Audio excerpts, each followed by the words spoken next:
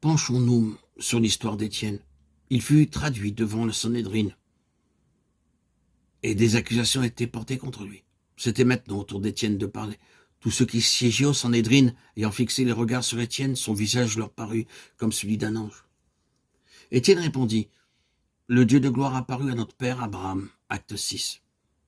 Nous avons ici un homme transfiguré, un homme dont le visage resplendit d'une merveilleuse lumière.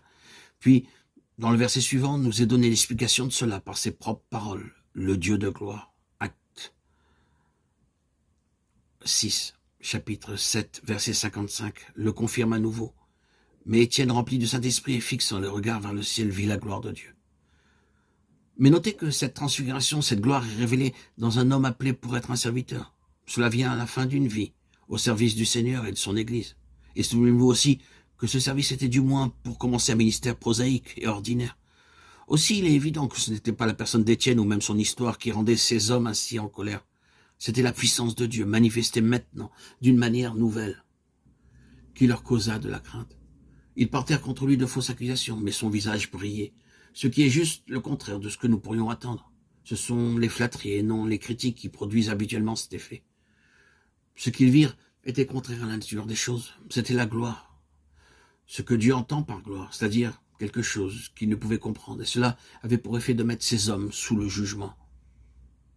C'est ainsi qu'en entendant ces paroles, ils étaient furieux dans leur cœur, et ils grinçaient des dents contre lui. Acte 7, 54. À la fin, ils ne pouvaient faire face à ce serviteur, ils ne pouvaient pas tolérer sa présence parmi eux. Maintenant, la première des choses sur laquelle nous devons être au clair, c'est qu'avec Dieu, la gloire arrive toujours à la fin d'une histoire. Nous pouvons avoir de nombreuses expériences merveilleuses dans la vie, et nous pouvons voir Dieu à l'œuvre de manière merveilleuse et être tentés de dire c'est la gloire. Mais Dieu dit pas encore. Il y a quelque chose de meilleur, quelque chose de beaucoup plus merveilleux à venir.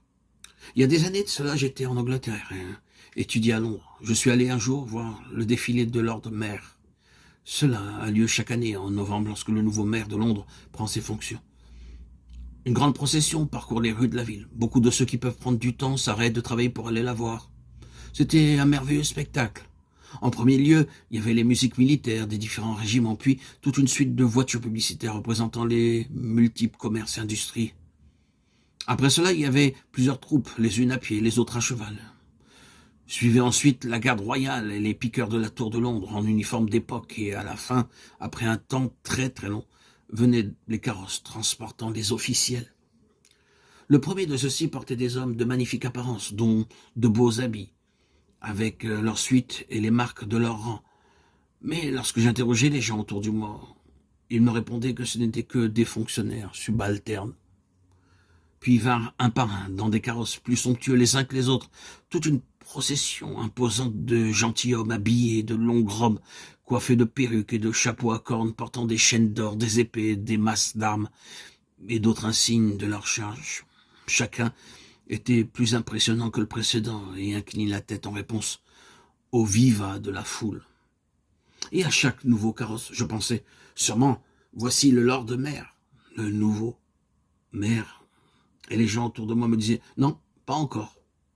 À la fin, assis seul dans un carrosse, entouré de nombreux soldats de son cortège, un gentilhomme très important apparut, et comme la foule criait et applaudissait, je dis à quelqu'un, c'est sûrement lui. Non, ce n'est pas lui. Puis, c'est le Lord Mayor sortant. Toujours pas, j'attendis de nouveau.